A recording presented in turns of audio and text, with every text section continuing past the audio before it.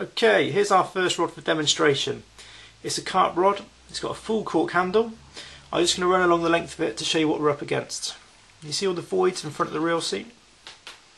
As I pan down, there's some particularly deep voids there. See all this damage? We can get rid of all those, no problems. Okay, right, the first stage we need to do is to clean the rod. So, taking your wipes, give all the areas, particularly the voids, a good clean.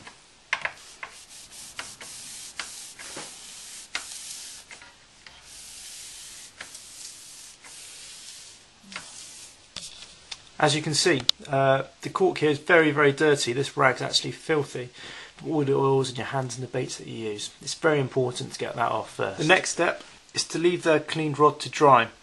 If you're doing 2 or 3 rods, just put the rods to the side, and by the time you finish the next rod, it should be dry. Okay, if it's not, just give it a quick rub over, and it will allow you to get on with the next stage. Okay, now we're going to fill the voids in the cork. So, taking a clean applicator stick, take a small amount of the cork paste from the pot, and then working from left to right or right to left, whichever you prefer, push plenty of the paste into the voids. As you can see, we've gone to the biggest one first here, so you can see it easily on the video, and just work your way around all the damaged cork.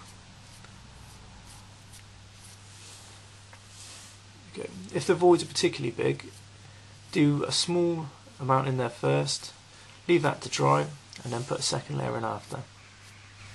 When filling the voids, use plenty of paste. As you can see, we're pushing it in here to make sure you get it all filled. Okay, and then wipe off the excess after using the applicator.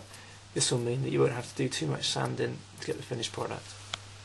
Once you've filled all the voids, put the rod aside to dry, preferably overnight.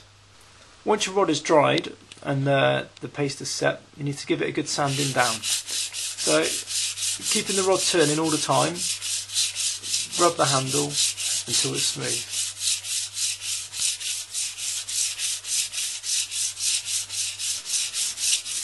Once you have finished sanding the cork paste, check to see that there are no more voids. If there are, refill them and sand again to get a nice smooth finish. The last step is to give the rod a good sand over with a finishing paper. This will give you an ultra smooth finish that will prove longer lasting. Go down the whole of the handle and the front section in front of the reel seat if you have one. It's very important that the rod is turning all the time. This will prevent you from getting any flat spots. To clean up, wipe the whole handle with one of the finishing wipes.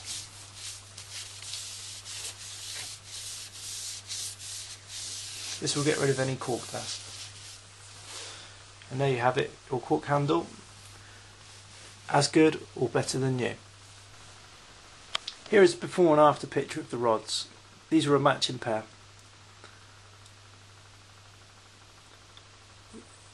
The void on the top rod can clearly be seen.